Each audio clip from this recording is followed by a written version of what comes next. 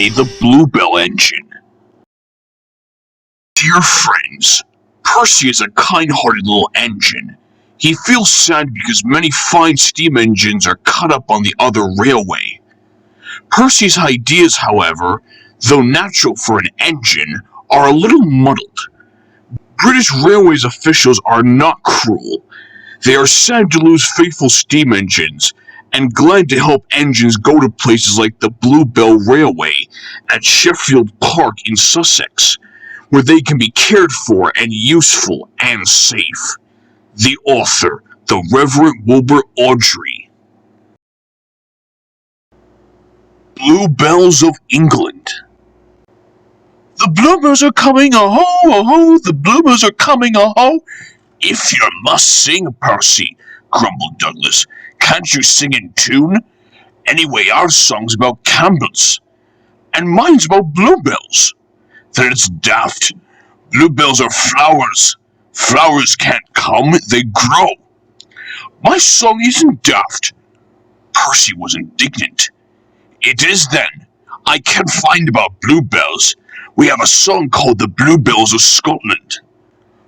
But, said Percy triumphantly, the bluebells of England are different.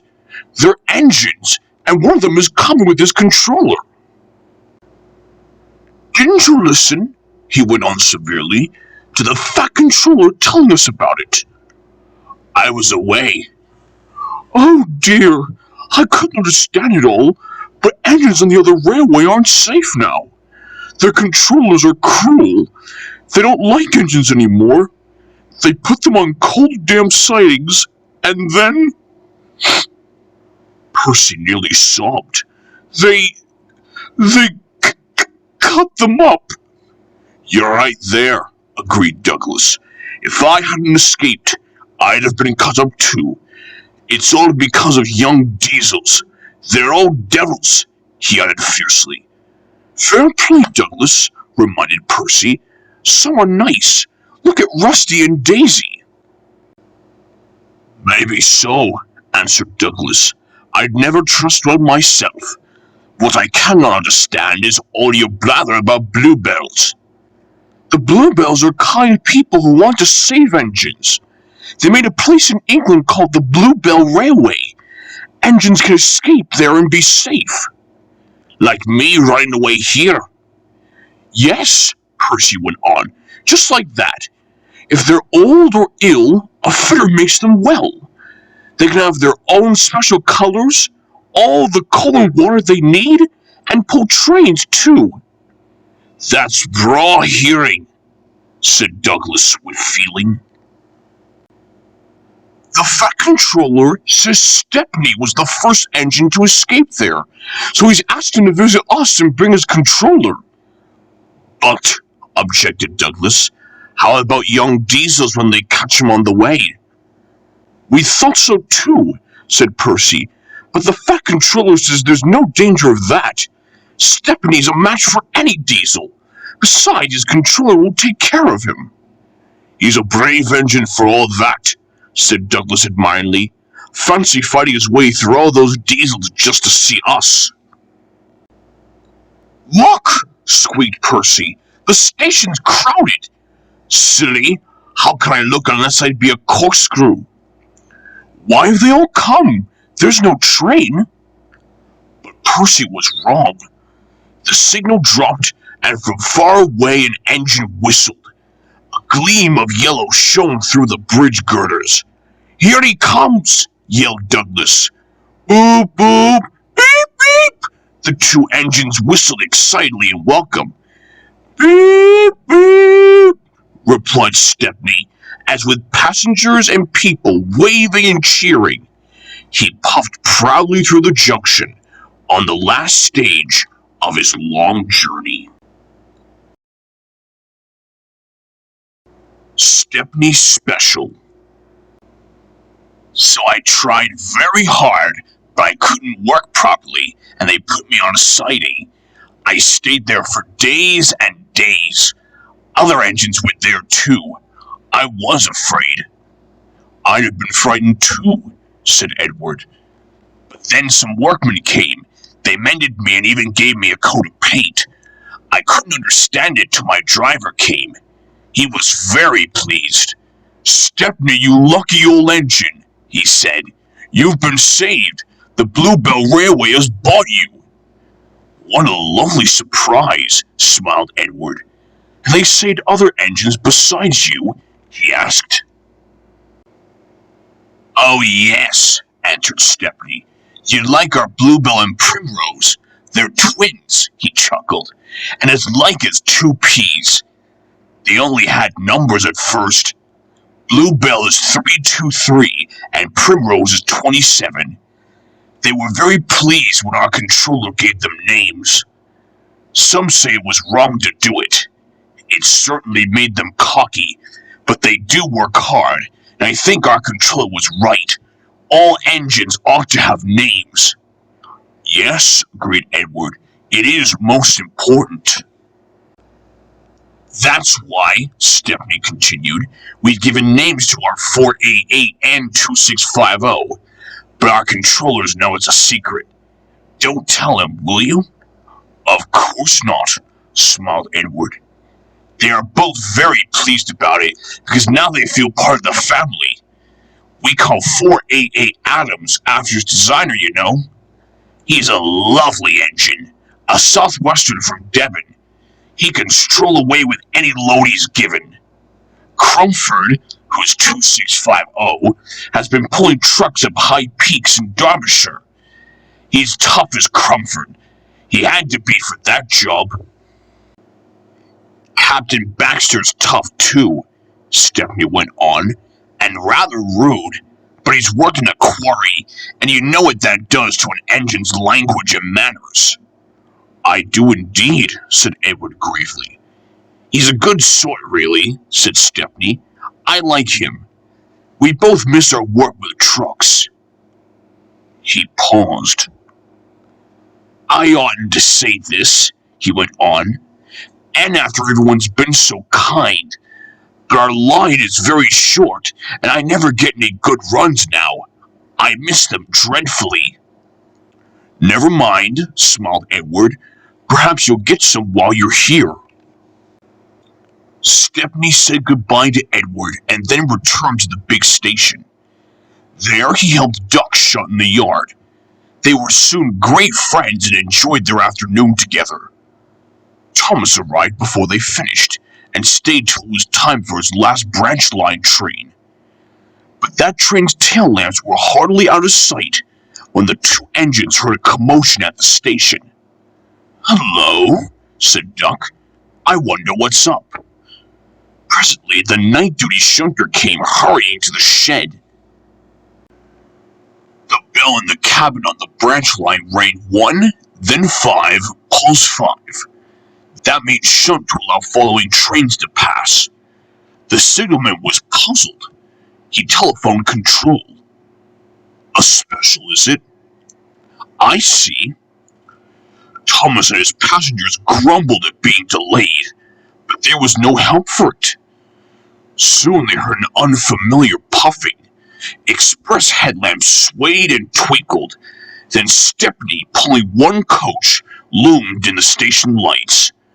He slowed to exchange tablets, whistled a greeting, then gathered speed into the night. "Well, bust my boiler," said Thomas the tank engine. "Shunted," fumed Thomas next morning. "On my own branch, too. It's a disgrace." "I'm sorry," said Stepney. "I was a special," he explained. "Why?"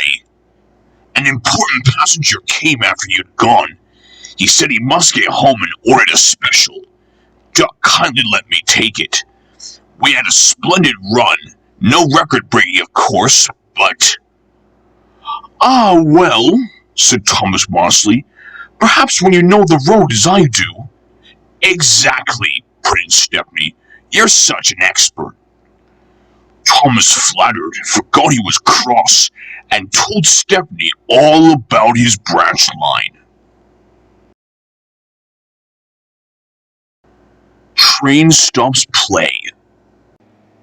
You are very lucky engines, said Stepney. Your branch has got everything. It's long enough to give you a good run, and you have plenty of passengers. Then you have a quarry, a mine, and some factories, so you need plenty of trucks. Trucks are fun, he went on wistfully. I miss them on our line. Percy looked surprised. You can take mine and welcome this morning, he said. So they asked permission and went off to collect them. Toby and Thomas gaped in wonderment. Stepney took his trucks to the harbor, picked up a load of empties, and started back. On the way, they were stopped by a signal near a cricket field, where a match had just started. They settled down to watch. Presently, some fielders came towards them and waved. Could you move, please? They asked. Your last few trucks are behind the bowler's arm. Sorry, smiled the driver. Will this do? And he eased Stepney forward till he stood under the signal. The cricketers shouted their thanks and play started again. The batsman hit out and soon a skyer towered towards the train. Clunk! Down with the signal. There was another clunk, too, as the ball fell on the train. But neither driver nor fireman heard it. They were too busy. Stop! Yelled the fieldsman. But Stepney's noisy starting drowned their shouts. Come along, he puffed to the trucks, and left the frantic fieldsmen behind. Our one and only ball, they said sadly. 4 of them piled into an ancient car. Wake up, Caroline, they said. Caroline coughed crossly, reluctantly came to life, and they rolled out onto the road. Stepney wasn't hurrying. He had just crossed the river when Caroline came up behind. Toot, toot, she wailed. Road and rail ran side by side. The cricketers waved and shouted, but they were too far away for the firemen to recognize them or hear clearly what they said. If those jokers want a race, remarked the driver, they can have one. He advanced his regulator, and Stepney drew ahead. Poor Caroline wasn't happy. She rattled along at twice her usual speed. Master shouldn't treat me like this, she grumbled. This pace is too hot for my system. It will fuse on my circuits. She exclaimed. That silly train had run into a hole, so he can't catch it. Now Master will have to be sensible and go home. But Master didn't go home. Caroline nearly boiled with fury when he made her climb a steep hill and run down to the station on the other side. Caroline arrived just as Stepney had shunted the trucks. His crew were going off duty. The cricketers explained what had happened. The driver and fireman were surprised. Did you say the third truck from the van? They asked. They all went and looked. The ball was there, nestling under some straw. We're very sorry, said the driver. Never mind, you couldn't help it. Now I must get back quickly. That's just it, said the driver. You'll never be quick in Caroline. She looks worn out. Wait a minute, he went on. I've got a plan. The driver spoke to the station master and signalman. Then they rolled Caroline onto a flat truck and coupled a brake van behind. The cricketers got in and Stepney pulled the train. They reached the field in no time. Stepney watched from a siding while driver, fireman, and guard sat in the pavilion. There were no more lost balls, and the game was played to an exciting finish. Even Caroline was pleased. She doesn't think trains silly now. They have their uses, she says. They can save the wear on a poor car's wheels. Bowled out. The big diesel surveyed the shed. Not bad, he said. I've seen worse. At least you're all clean. The engines gaped. It's not your fault, he went on, but you're all out of date. Your controller should scrap you and get engines like me. A fill of oil, a touch of the starter, and I'm off, with no bother, no waiting. They have to fuss around you for hours before you're ready. At last the engines found their voices. An inspector had to come and stop the noise. They held an indignation meeting early next morning round the turntable. Disgraceful, grumbled Gordon. Disgusting, said James. Despicable, spluttered Henry. To say such things to us, burst out Donald and Douglas. Is to teach 'em a lesson we'd be wanting. But no one had any good ideas, and at last they all went to work. Except for Duck and Stepney. Never mind, said Duck. We'll be sure to think of something. We'll have to be quick then, warned Stepney. But their chance came sooner than expected. Diesel purred comfortably. He was being warmed up well before time. An inspector watched the fitter making adjustments. The wind tugged at the inspector's hat. The fitter replaced the air intake cover. Okay, mate, he said. Diesel saw his coaches waiting at the platform. He rolled proudly towards them. Look at me, Duck and Stepney, he purred. Now I'll show you something. He advanced a few yards. Then suddenly he coughed, faltered, choked, and stopped. The inspector, meanwhile, had seen nothing of this. He was looking for his hat. Can we help you at all? Asked Duck and Stepney sweetly. Diesel seethed with baffled fury as they pushed him back to the shed. My hat! Exclaimed the inspector as the cavalcade went by. Bother your hat, said the Fat Controller crossly. The train's due out in 10 minutes, and you'll have to take it, Duck. Duck looked doubtful, but when Stepney asked, Can I help him, sir? He felt better. The Fat Controller was pleased too, and hurried away almost cheerfully to make the arrangements. The engines and their crews made careful plans. A good start's everything on a job like this, warned Stepney. So as they backed down, they dropped sand on the rails, rolling it firm with their wheels. Both controllers were there to see them off. Gordon will take over from halfway, said the Fat Controller, so get the train there. Never mind about being late. Good luck. Don't worry, sirs, smiled Stepney. We'll get there and be early, too. They stood waiting, sizzling with excitement, ready and eager to be off. At last, the guard's flag waved. The engines dug their wheels into the sand and gave a mighty heave. Come on, puffed Duck, while Stepney barked excitedly in front. Moving carefully over the points, they reached the open line. Now for a sprint, puffed Stepney. I'm ready when you are, puffed Duck. Faster and faster they went till their wheels were turning at such speed that the side rods were merely blurs.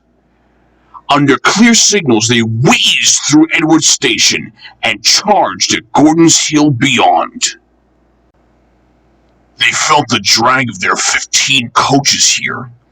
It was hard work, but once over the top, the last 10 miles were plain running, and they swept into the station in fine style. Hello, said Gordon. You're early. That's one in the headlamp for old Diesel. Have you heard the latest? He chuckled. Diesel had sucked the inspector's hat into his air pipe. That's why he broke down. James says he's as sick as boiler sludge and sulking in the shed. Out of date, are we? Ha ha ha!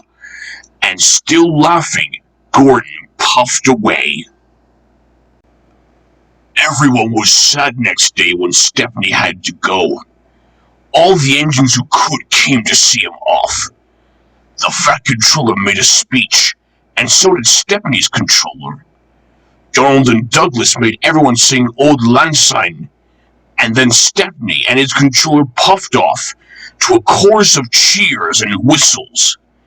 Goodbye, Stepney! Come again! Goodbye! Goodbye! But what about Diesel? He had slipped away the night before.